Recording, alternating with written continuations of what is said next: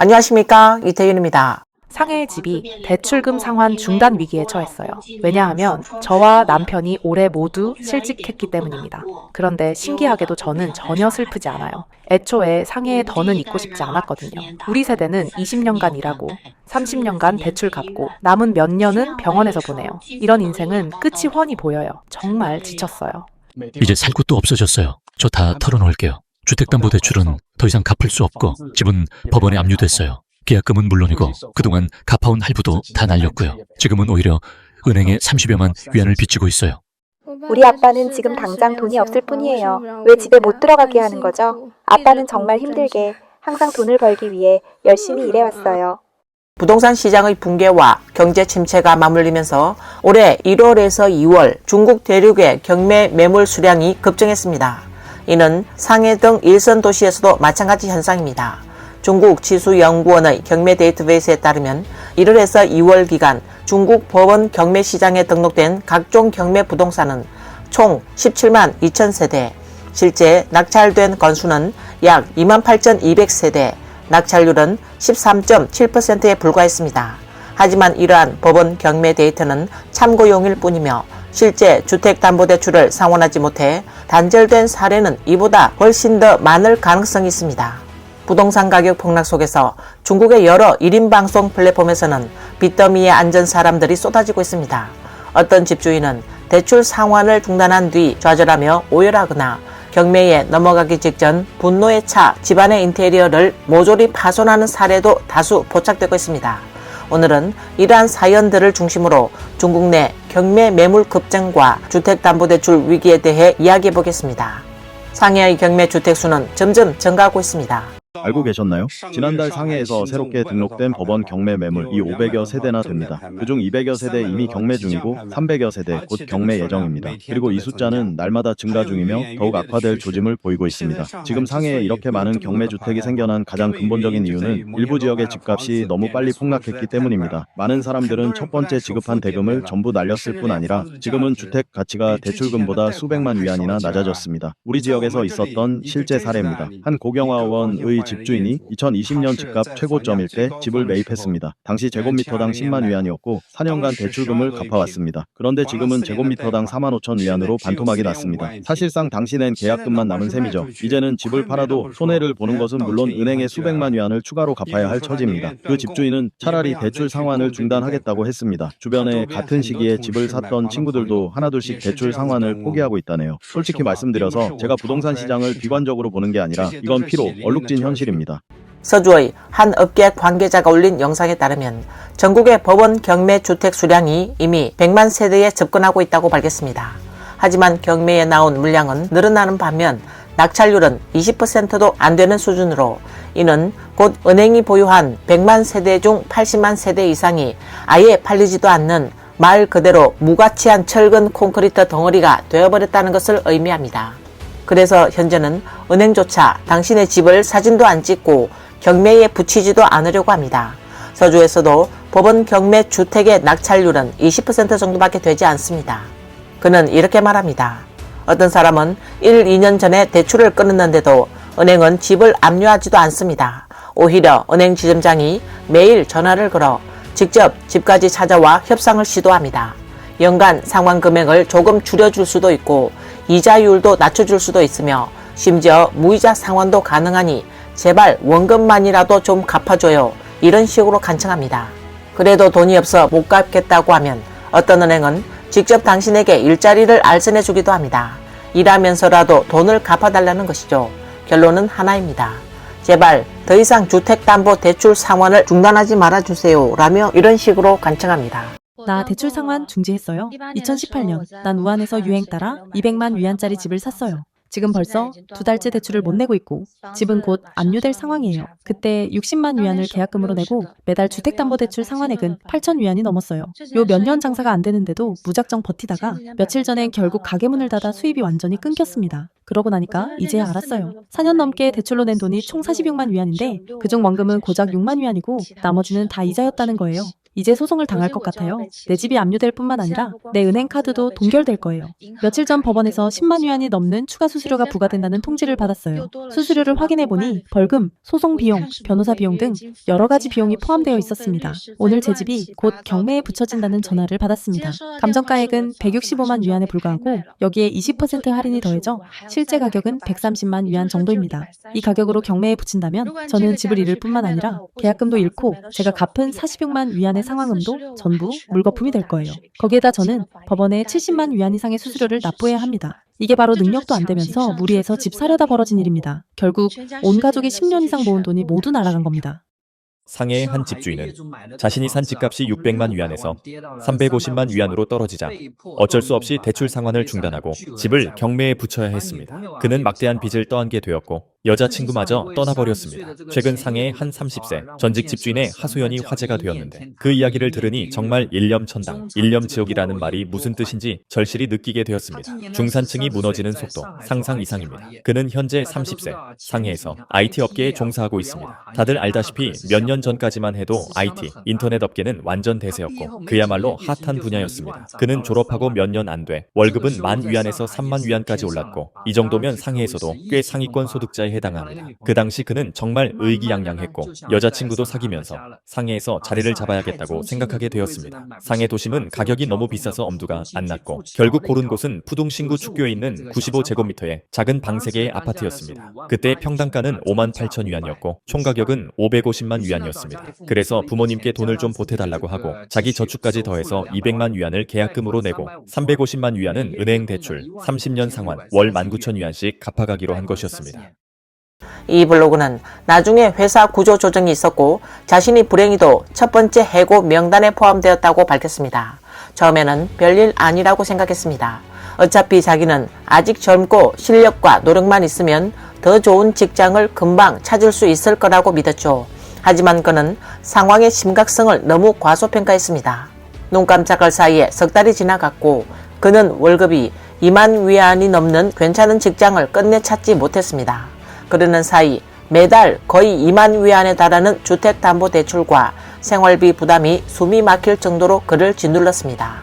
그는 여자친구와 상의해서 이 집을 팔고 고향으로 내려가 다시 시작해볼까 하고 물었지만 여자친구는 고향으로 가기 싫다며 상해에 남고 싶다고 했습니다. 결국 여자친구는 자신이 짐이 되고 싶지 않다며 이별을 택했고 그들의 사랑은 그렇게 끝이 나고 말았습니다.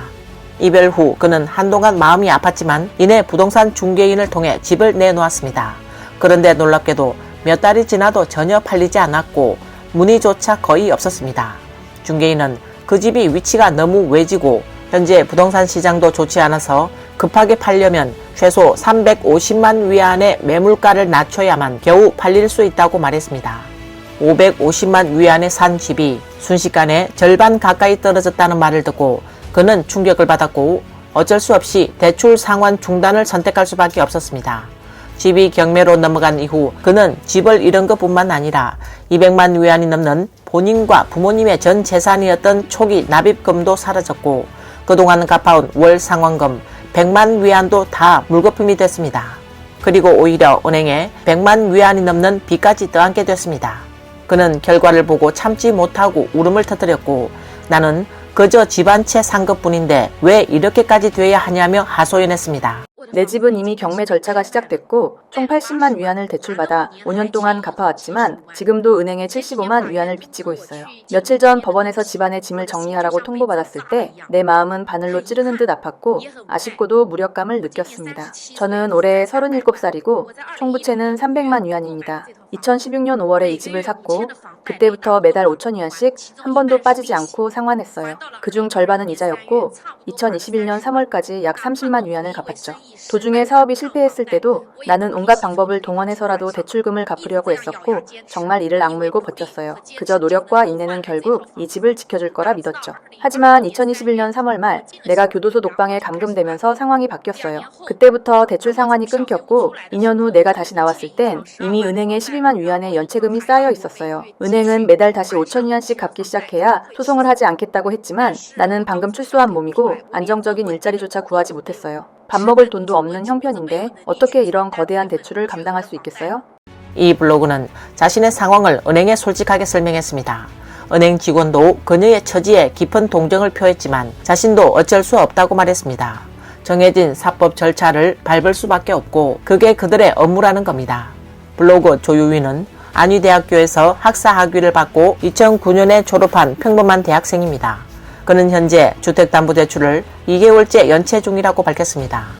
바로 오늘 나는 정말 힘든 결정을 내렸습니다. 이 주택담보대출 이제 갚지 않기로 했습니다. 앞으로도 안 갚을 겁니다. 솔직히 이렇게 하면 정확히 어떤 결과가 따를지는 모르겠지만 지금 내 현실적인 상황으로 보면 매달 4,200위안의 대출 상환금을 나는 도저히 감당할 수 없습니다. 올해 4월 개인적인 이유로 나는 회사에서 해고당했습니다. 한때 절대 흔들리지 않을 거라 믿었던 직장이었는데 지금은 정말 하늘이 무너진 기분입니다. 일자리도 없고 월급 날마다 통장이 텅 비는 나 같은 사람에게 4,200위안의 대출은 너무 버거웠습니다. 그래서 나는 연체 말고는 선택지가 없다는 결론을 내렸습니다. 많은 친구들이 그에게 이렇게 말했어요. 너는 아직 젊잖아. 다른 일자리 얼마든지 구할 수 있어. 진짜 안 되면 배달이나 택배라도 하면 되잖아. 하지만 그는 그런 일은 받아들이기 어렵다고 말했습니다. 그는 만약 내가 중졸 학력이었다면 망설임 없이 그런 일을 했을 거야. 아니면 공장에 들어가서 일했겠지. 하지만 나는 대학까지 나온 고등교육자야. 내 전공과 연관된 일자리를 찾고 싶어. 그건 부모님께 들을 답변이고 나는 지난 10년간 밤새워 공부해온 나 자신에게도 해줄 말이야 라고 말했습니다. 내몽골 자치구의 한 누리꾼은 난 당신보다 더 심각합니다. 집도 차도 없고 수십만 위안의 빚까지 있어요. 그래도 괜찮아요. 그냥 최선을 다하면 된다고 생각합니다. 라고 말했습니다. 산동성의 한 누리꾼은 요즘 일자리 구하는 사람 진짜 너무 많아요. 뭐라도 할 수 있으면 다행이죠. 라고 말했습니다. 집을 사고 나서 너무 많이 울었더니 눈물이 다 말랐습니다. 매달 대출 상환금이 3,700위안 넘고 5년을 갚았는데 아직도 64만 위안이 남았어요. 그런데 지금 제 집 시세는 54만 위안밖에 안 합니다. 내가 갚아야 할 대출이 집값보다 더 많습니다. 나는 매일 은행을 위해서 일하는 느낌이에요. 내가 이렇게 열심히 일하는 의미가 뭐죠? 요즘은 너무 스트레스 받아서 목이 다 쉬었어요. 벌어봤자 상환금 갚는 건데 이게 무슨 인생인가요? 집을 산 후로 외식을 한 적이 없습니다. 저는 아침 식사로 계란 하나만 먹습니다. 건강하고 비용도 저렴하거든요. 저는 집을 산 후로 다른 어떤 것도 살 생각이 없습니다. 언젠가는 담보대출을 갚을 돈이 없을 것이라는 두려움 때문입니다. 사람들은 집을 사는 것이 더 나은 삶, 더 행복한 삶을 위한 것이라고 말하지만 왜 나는 집을 산 후에 행복을 느끼지 못하는 걸까? 예전엔 대출을 연체하면 법원이 바로 강경하게 나와 집을 즉시 경매에 붙이고 바로 쫓아냈어요. 하지만 지금은 연체자가 점점 늘어나면서 은행이 점점 부드럽게 대하고 있습니다. 당신이 지금은 대출을 못 갚겠다고 하면 첫 달엔 일단 독촉하고 두 번째 달엔 겁을 줍니다. 근데 두 번째 달에 겁 줘도 소용이 없으면 그때부턴 은행이 먼저 와서 협상하자고 합니다. 8,000위안 못 갚겠다고요? 그럼 절반만 갚으면 어때요? 4,000위안만이라도요. 당신이 또 4,000도 없다고 하면 은행이 말하죠. 마침 우리 지점에 보안 요원이 한 명 필요해요. 월급이 딱 4,000위안이에요. 우리 은행에서 일해보는 거 어때요? 그러니까 이제 은행이 당신 일자리까지 찾아줍니다. 그리고 당신이 정말 못 갚겠다고 해도 이제는 바로 경매에 넘기지도 않고 법원도 사건을 접수 안 해요. 왜냐하면 그렇게 해봤자 은행도 남는 게 없거든요. 법원이 왜 강제로 경매를 진행하지 않을까요? 이 1인방송 블로그는 법원이 법원 경매를 진행하면 오히려 부동산 시장에 악영향을 준다는 겁니다. 왜냐하면 법원 경매로 나온 집들은 보통 시세보다 30% 이상 저렴하게 나오기 때문이죠. 라고 설명했습니다. 예를 들면 원래 이 동네 아파트 시세가 평당 2만 원인데 법원 경매로는 평당 14,000위안에 나오게 됩니다. 그런데 이런 경매 매물이 한두 건이 아니라 그 아파트 단지에서 여러 채가 나오게 되면 이 단지 전체의 시세가 한꺼번에 내려가게 됩니다. 만약 법원 경매 물건이 도시 전체적으로 늘어나게 된다면 전체 부동산 시장의 가격이 더 급락하게 되는 거죠. 이런 상황은 정부가 바라는 가격 하락 방어와 시장 안정 목표와는 정반대입니다. 그래서 가능하면 강제 경매를 피하려는 것입니다. 일부 대출 상환을 중단한 집주인들은 집이 경매에 넘어가게 되자 심리적으로 크게 불안정해져 극단적인 행동을 하기도 합니다. 복건성 복주에 사는 한 집주인 황양은 제때에 주택 대출금을 갚지 못해 법원에서 그의 명의로 된 주택을 경매에 붙이기로 했습니다. 그런데 집이 경매로 넘어가기 직전 황양은 극단적인 행동에 나섰습니다. 집안의 인테리어와 시설들을 무차별적으로 부수기 시작한 것입니다. 집안 여러 곳의 문과 창문을 뜯어냈고 주방과 욕실의 천장 마감재, 벽에 붙은 콘센트까지 떼어냈습니다. 싱크대 문은 부서졌고 변기와 세면대는 몇 군데씩 큰 구멍이 뚫렸습니다. 한마디로 집안 전체가 형체를 알아볼 수 없을 정도로 망가진 상황이 된 것입니다. 어떤 네티즌은 집은 내가 직접 인테리어한 거니까 인테리어를 부수는 건 내 마음이지 뭐가 문제냐. 하지만 법률 전문가들은 이에 대해 명확히 지적합니다. 중화인민공화국 민사소송법에 따르면 법원이 압류, 차압한 재산을 고의로 훼손하는 행위는 정도가 가벼우면 훈계 조치를 받을 수 있지만 정도가 심하면 벌금이나 구류에 처할 수 있고 범죄에 해당하는 경우 형사 책임도 물을 수 있다라고 말했습니다. 한 네티즌은 집주인이 순간적으로 감정을 해소했겠지만 결국 집값만 떨어진 거죠 라고 말했습니다. 또 다른 네티즌은 내 집도 곧 경매에 넘어갈 예정이지만 난 그렇게 부수지 않을 거예요. 은행과 협조해서 집을 비우고 청소도 깨끗이 해서 경매가 잘 이루어지도록 할 겁니다. 저는 집값이 최대한 높게 나오기를 바랍니다. 라고 댓글을 남겼습니다. 오늘 뉴스는 여기까지입니다. 시청해 주셔서 감사합니다.